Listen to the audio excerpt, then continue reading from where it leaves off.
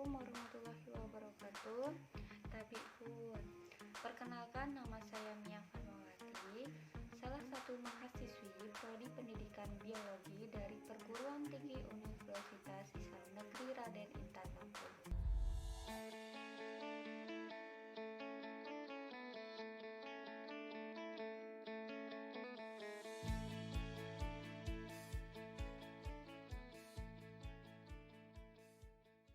Saya ucapkan sangat berterima kasih kepada Tuhan Yang Maha Esa dan segenap panitia pelaksana program volunteer mengajar dari rumah di bawah naungan Permadani Diksi Nasional yang didukung oleh Kementerian Pendidikan dan Kebudayaan Republik Indonesia.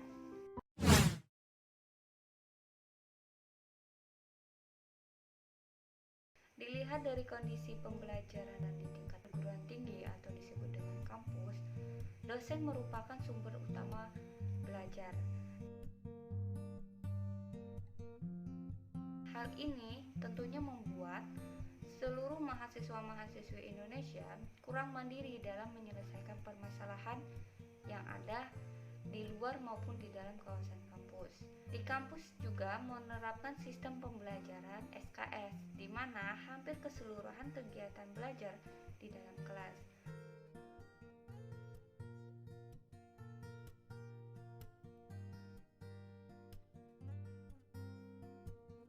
Dari dua permasalahan tersebut menunjukkan bahwa setiap mahasiswa-mahasiswi merasa kurang merdeka dalam pembelajaran. Jadi dapat disimpulkan, merdeka belajar adalah kebebasan belajar perguruan tinggi yang lebih otonom, fleksibel, merdeka dari birokratisasi, dan mahasiswa diberikan kebebasan untuk memilih bidang yang mereka sukai. Kampus Merdeka merupakan konsep baru dari kebijakan Menteri Pendidikan dan Kebudayaan, serta sebuah implementasi dari visi misi yang dimiliki oleh Bapak Presiden Joko Widodo, di mana Kampus Merdeka bertujuan mendorong mahasiswa-mahasiswi untuk menguasai berbagai keilmuan yang berguna untuk dunia kerja dan guna menciptakan SDM yang lebih unggul. Dari pengertian sebelumnya, maka disimpulkan bahwa mahasiswa secara tidak langsung akan diajak untuk belajar di lingkungan masyarakat yang bertujuan untuk dapat mengenalkan adanya dunia kerja pada mahasiswa sejak dini dan akan jauh lebih siap kerja setelah lulus. Yang melatar belakangi saya mengikuti atau saya bergabung dengan relawan belajar karena melihat kondisi saat ini. Another shutdown means millions of low-income earners like him will suffer. Indonesia has more confirmed COVID-19. Di mana terhentinya semua aktivitas di berbagai wilayah Indonesia. Salah satunya Provinsi Lampung yang diakibatkan oleh coronavirus 2019 atau dikenal dengan COVID-19. Kasus positif COVID-19 di Provinsi Lampung kembali bertambah sebanyak 26 orang. Hingga kini total keseluruhan pasien positif COVID-19 di Lampung ada 297 orang. Hal ini mengakibatkan proses belajar mengajar di sekolah pun terhenti sejenak. Selang beberapa waktu, pemerintah menurunkan untuk pembelajaran secara jarak jauh atau daring. Namun pandemi COVID-19 yang belum mereda membuat mereka harus tetap belajar di rumah masing-masing. Belajar online bukannya tanpa kendala. Warga yang kebanyakan adalah pekerja non-formal harus membagi waktu antara bekerja dengan mendampingi anaknya belajar. Apalagi untuk mengunduh soal yang dikirim guru dan mengunggah jawaban dari soal yang diberikan memakan kuota internet yang tak sedikit. Semua biayanya harus disediakan sendiri oleh para orang tua. Akan tetapi, di wilayah saya, daerah Kabupaten Lampung Selatan masih belum terlalu mengenal dan memahami aplikasi belajar pada gadget untuk pembelajaran secara daring pada tingkatan sekolah dasar, sekolah menengah pertama. Dari alasan sebelumnya, ada juga beberapa penghambat lainnya, yaitu beberapa adik-adik tidak memiliki gadget, kemudian sinyal yang kurang mendukung, kemudian orang tua yang sulit mengajari anak dalam belajar daring. Orang tua siswa di pedesaan ini mau tak mau harus menerima kenyataan itu, walaupun menurut mereka belajar sistem daring tidak maksimal. Hal ini membuat saya untuk membantu adik-adik untuk tetap belajar dan memahami kembali materi yang sebelumnya sudah diajarkan oleh pendidik, serta mengajak adik-adik untuk selalu menjaga protokol kesehatan dengan 3M, menjaga jarak, memakai masker, dan mencuci tangan.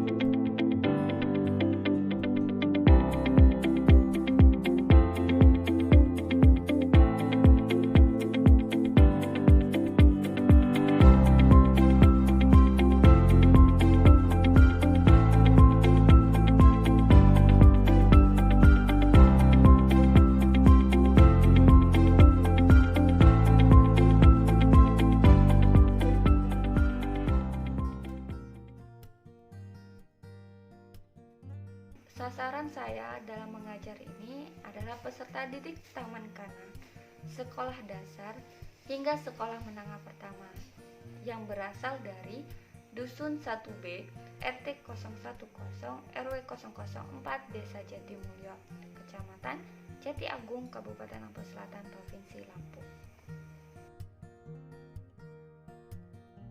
Materi yang saya ajarkan menyesuaikan dengan tingkatan adik-adik. Misalnya, saya ambil contoh dari adik-adik taman kanak, di mana saya akan mengajarkan kepada adik-adik untuk menggambar lingkungan sekitar, bermain, kemudian menulis dengan baik dan benar, serta berhitung, hafal, abjad dan angka.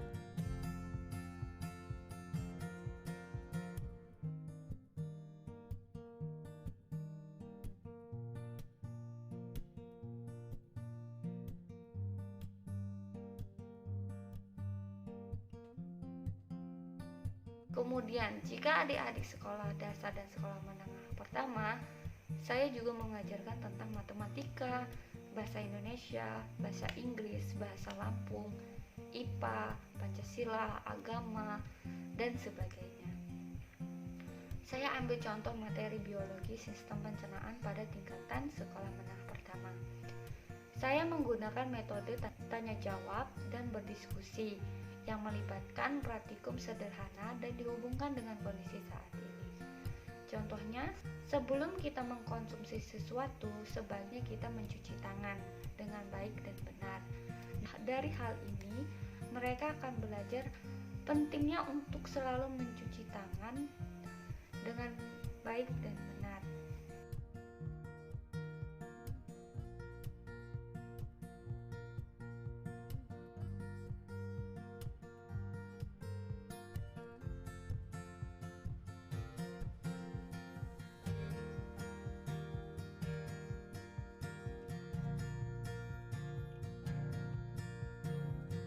Kondisi saat sebelum pembelajaran, adik-adik masih belum secara luas mengerti dan memahami materi yang diajarkan oleh pendidik melalui WhatsApp, sehingga mereka hanya belajar melalui Google yang tidak ada bimbingan saat belajar, dan mereka seringkali hanya bermain saat belajar.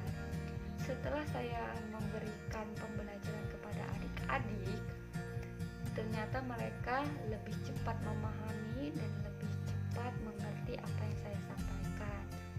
Mereka lebih mengerti bagaimana saat kita belajar kita hubungkan dengan kondisi saat ini atau lingkungan sekitar. Contohnya kita belajar tentang agama, mereka akan lebih cepat kita ceritakan tentang cerita-cerita Nabi. Kemudian untuk menghafal perkalian, kita kasih trik yang lebih cepat.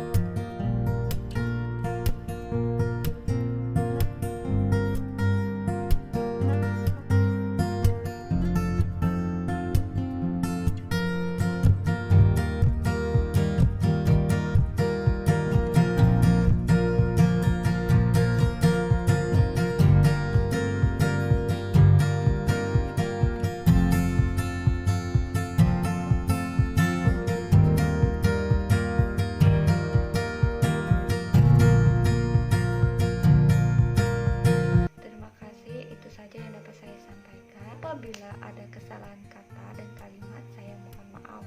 Saya akhiri. Wassalamualaikum warahmatullahi wabarakatuh.